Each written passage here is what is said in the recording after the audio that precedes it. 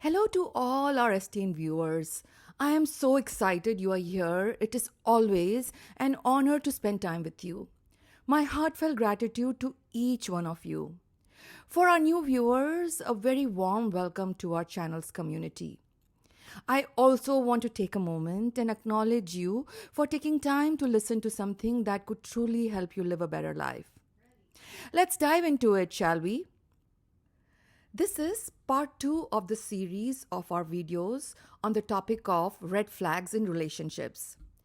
Due to the long list of red flags, I have split this topic into multiple parts. These red flags are in no particular order. It is totally up to you to clearly understand which red flag means more to you than the other one. And there might be very few red flags that may not be as important to you and you may choose to ignore. At the end of this video, I will add a link to the playlist of the videos that are related to this topic.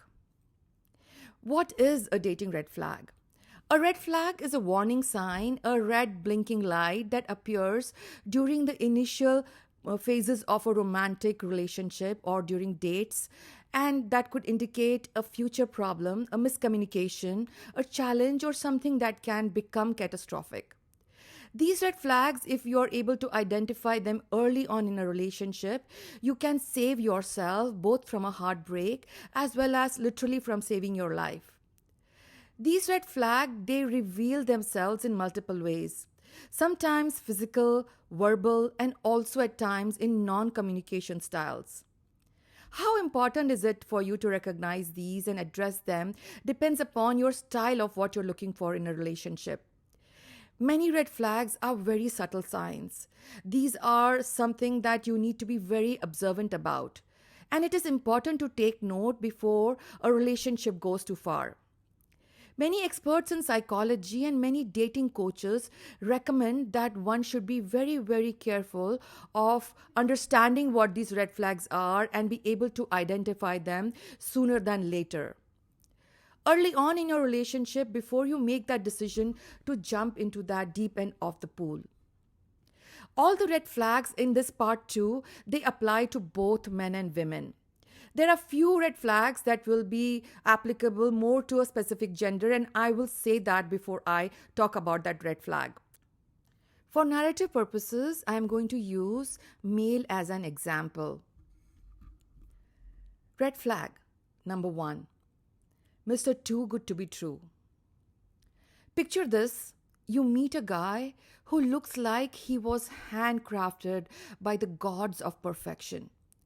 Complete with charm, wit, manners, so impeccable that they could make you blush. He's not just Mr. Right, he's Mr. So right that it is suspicious. Every word he utters is like a magic mirror reflecting your own thoughts. Politics? He agrees with everything you say. Favorite cuisine? Totally aligns. That obscure indie film you love. Guess what? It's also his favorite. It's like you're dating the human embodiment of your Pinterest board. But hang on. Nobody can be this perfectly tailored to your tastes. Ding, ding, ding, ding, red flag alert. There's a good chance his perfection is only skin deep. He's concealing his real personality and the quirks that would make you run for the hills, or possibly an entire double life that he's hiding under his sleeve. Is he a spy? Is he a married man? Are you the 10th girlfriend in the row? Does he moonlight as a superhero? Okay, maybe not. But something doesn't add up. Because let's be honest, perfection is just highly curated chaos. What he says, I can't believe how compatible we are. We agree upon almost everything. We look like twins, don't we? But what he's exactly saying is, I have studied your interests and I think I have passed the final exam. but the real me hasn't even shown up for class yet. This red flag is a dangerous one. Be careful. Red flag number 2, the victim card. Oh, the world is unfair to me. The drama king or the drama queen. Oh, this one's a treasure trove of turmoil. His life is a non stop parade of catastrophes, where he's always cast as the innocent lead. He has always been the victim in all these situations. Everyone cheated on him. He has had a bad string of luck from his parents to his family to his friends, crazy exes, and the cruel bosses. Double check. A barista with a vendetta. Can you believe it? Even the bypasser. He is looking at him with a cruel set of eyes and intention. Absolutely. Poor guy. He has been victimized all his life. His tales to gain your empathy, his tales of woes could rival the plot twists in a soap opera. Or is it a horror movie like that of a Stephen King? Wait a minute. You are stuck listening to the same reruns. Do you sense a pattern in all the victimized scenarios this person has been through? He's not just airing his dirty laundry, he's practically starting a laundry service where every time the laundry comes out dirtier than the previous one. And you're his unwilling customer. What he says, won't you believe what happened to me today? It's like the universe is against me. Everybody is colliding to be against me. I am the poor victim. What he's really saying is, I am the protagonist of my own drama, and your role is to keep clapping through my endless monologue and show me endless waves of sympathy. This is definitely a dangerous red flag, so be cautious if you see this in them. The next red flag, the compliment seeker. You're someone who hoards compliments like they are the last slices of pizza at a party. They seek attention, they want to be complimented, they always want to be told they are so amazing, so pretty, so handsome. Everything about them is just good, good, better, better, and the best. You could be scaling mountains or landing dream jobs, but his applause meter barely registers a flicker. This guy's enthusiasm is so scarce, you might wonder if he's rationing it for an Armageddon event. Imagine sharing a milestone moment with him only to get a reaction colder than leftovers from last week.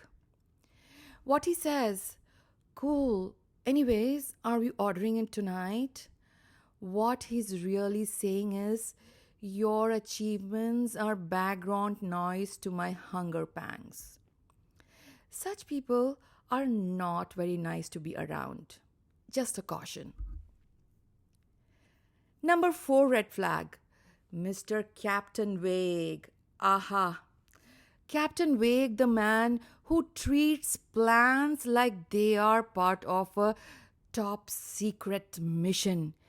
Details to be revealed only on a need-to-know basis. He is a mysterious spy or just someone who cannot commit to dinner and a movie. His sentences are verbal smoke bombs, leaving you wonder if you are meeting this weekend or are you going to meet him in another lifetime. The only thing he can say clearly is his uncanny ability to keep you guessing. And he has commitment phobias. What he says, let's hang out soon, I'll hit you up.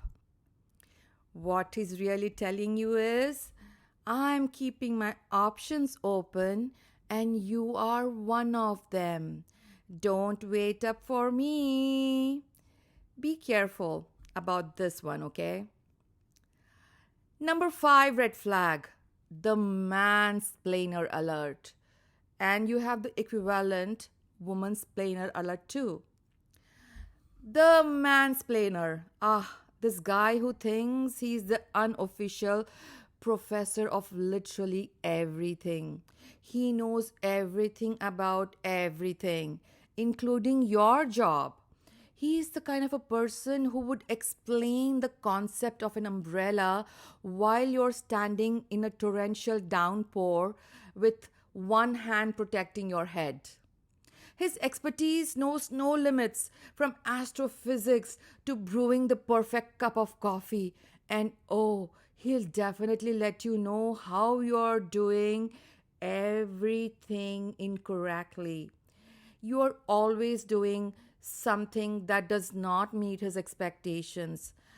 What he says, actually, in your field, it is important to consider X, Y, and Z. What he's really saying is, you are dumb. I am so smart. I even know your job better than you do know your own job. Aren't you impressed? Ugh. The next red flag, the Mr. Humble Brag Master. The Humble Brag Master, the grand architect of the "oh, I am just so relatable" narrative.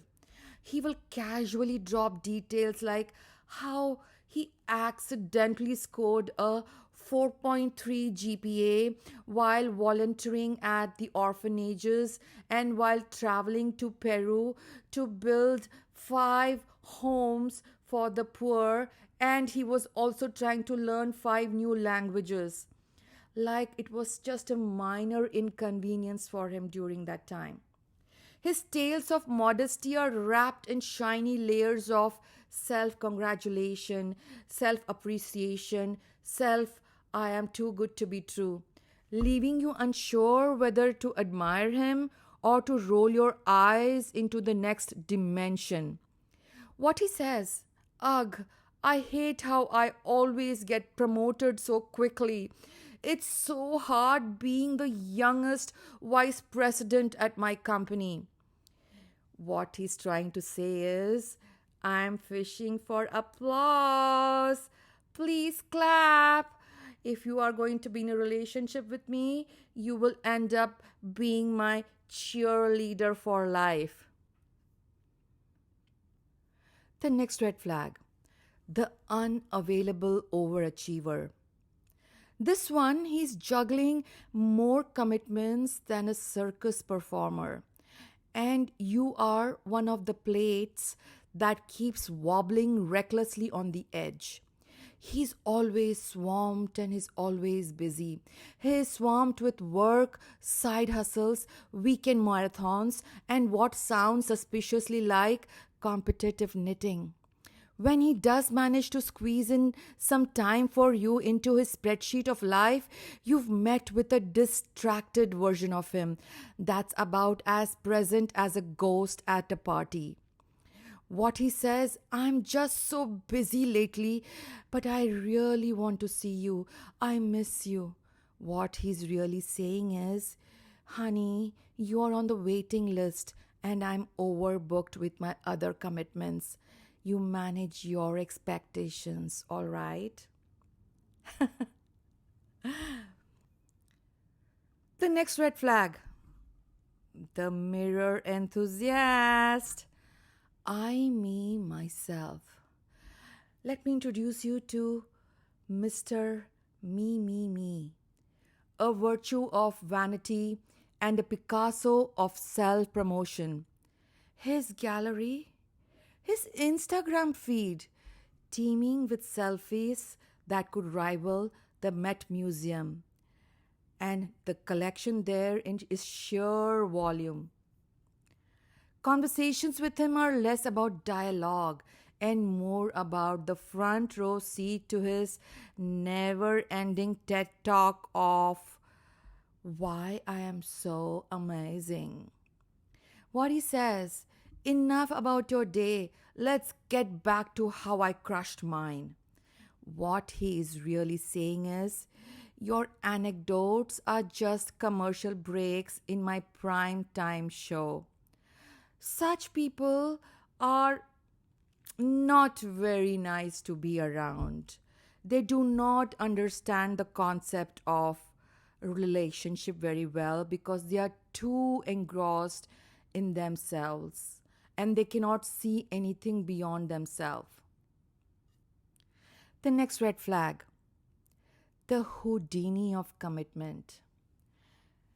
And then there is the commitment phobe, a seasoned escape artist when it comes to the shackles of exclusivity. He's mastered the art of slipping out of date nights that dare to drift towards discussions of the future within quotes. He will charm you with poetic musings on living in the present, but these sweet nothingness often translate to, well, just nothing. What he says when he says, why define it? Let's just keep it natural and let it go along as time passes. What he's really saying is, I'm here for a good time, but not for a long time, and commitment is not my thing. Set your expectations accordingly. The next and the last red flag for this part, the emotional drama king or queen, the energy sucker, whom I lovingly call the Dementors. Remember Harry Potter? Ah, this guy, a master of melodrama. He'll suck you dry of every ounce of emotional energy you possess and then ask if you've got any extra to spare. Sharing his problems is his full time gig. And guess what? You are the unpaid intern. While emotional vulnerability can be the glue in a relationship, this one is beyond that. It is more like a duct tape, sticky, exhausting, and prone to tearing when you need it most. What he says, I just have so much to talk to you about. Can I please bend your ear again? What he's really saying is, congratulations, honey. You've been promoted to become my unpaid therapist for life. This brings us to the end of part 2 of a video series on red flags in relationships. We have a lot more to catch up on, more in our next video. Until then, take care, goodbye, and have a wonderful life.